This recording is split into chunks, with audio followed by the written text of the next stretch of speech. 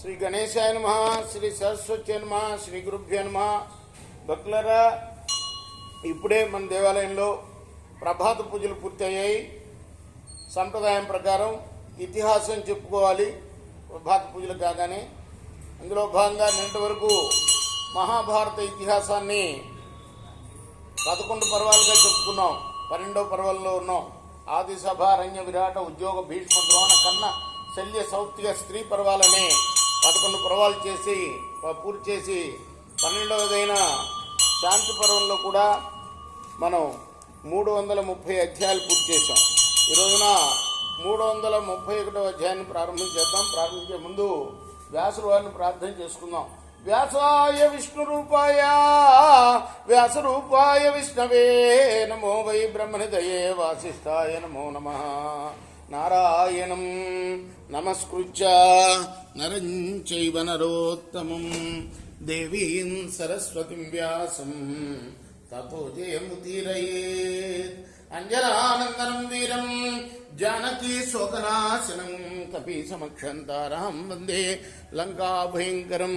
సదా నింబవృక్షస్య మూలాధివాసాత్ సుధాశ్రావిణం తిక్తమప్యప్రియంతం తరుం కల్పవృక్షాదికం సాధయంతం నమామీశ్వరం సద్గురుం సాయినాథం.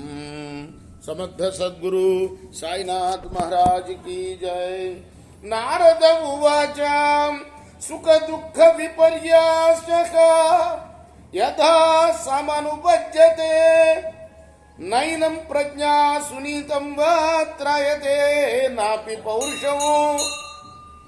నారదుడు సుఖయోగికి చేస్తున్న తత్వబోధ మనం చెప్పుకుంటున్నాం. వ్యాసుల వారి యొక్క ఆదేశం మేరకు శుకుడు వింటున్నాడు నారదుడు చెప్పే బోధని. నారదుడు అంటున్నాడు, మానవుడికి సుఖం దుఃఖంగా, దుఃఖం సుఖంగా తోచినప్పుడు బుద్ధి, ఉత్తమ నీతి, పురుషార్థం ఇవేవి కూడా రక్షించవు. స్వభావాద్యత్నమాతిష్టే యత్నవాన్ నవసీదతి జరా మరణ రోగేభ్య ప్రియమాత్మన్ సముద్ధరే నముద్ధరే. కాబట్టి మానవుడు సహజంగానే జ్ఞానప్రాప్తి కోసం ప్రయత్నం చేయాలి.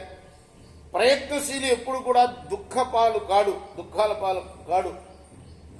ఆత్మ అన్నిటికన్నా ఇష్టమైనది. అందువల్ల ముసలితనం, మృత్యువు, రోగాలు, కష్టాలు వీటి నుండి తను తాను ఉద్ధరించుకోవాలి. రుజంతి శరీరాన్ని రోగాశ్చరీర మనస సాయకాయవ తీక్ష్ణాగ్ర ప్రయుక్త దృఢధన్విభి. శారీరకాలు, మానసికాలు అయిన రోగాలు దృఢమైన ధనుర్ధారణం చేసే వీరులు వదిలిన పదునైన బాణాల్లాగా శరీరాన్ని బాధిస్తాయి. వ్యధితస్య విధిత్సాభిః కామ్యతో జీవితైషణః అవశస్య వినాశాయ శరీరం అపకృష్యతే. కోరికలతో బాధపడుతూ బాధలతోనైనా బ్రతకాలని కోరుకునే మానవుని శరీరం వినాశం వైపే లాగబడుతుంది. స్రవంతి న నివర్తంతే శ్రోతాంసి సరితామివ ఆయురాదాయమర్చానాం రాజ్యాని పునః పునః. నదుల యొక్క ప్రవాహం ముందుకే పోతుంది కానీ వెనక్క తిరగదు. అలాగే రాత్రింబవళ్లు కూడా మానవుడి యొక్క ఆయువుని అపహరిస్తూ మాటి మాటికి వస్తుంటాయి, పోతుంటాయి. అవ్యచ్చయో హ్యయమత్యంతం పక్షయో శుక్లకృష్ణయో జాతాన్మర్చాన్ జరయతి నిమేషాన్నావతిష్టతే. శుక్ల కృష్ణ పక్షాలతో జరిగే ఈ నిరంతర పరివర్తనం మానవుల్ని ముసలితనంతో చివికిపోయేటట్టుగా చేస్తుంది. ఇవి ఒక్క క్షణం కూడా ఆగదు. సుఖ దుఃఖాన్ని భూతానాం అజరో జరయచ్చసౌ ఆదిత్యో హ్యస్తమభ్యేతి పునః పునరుదేతి చ.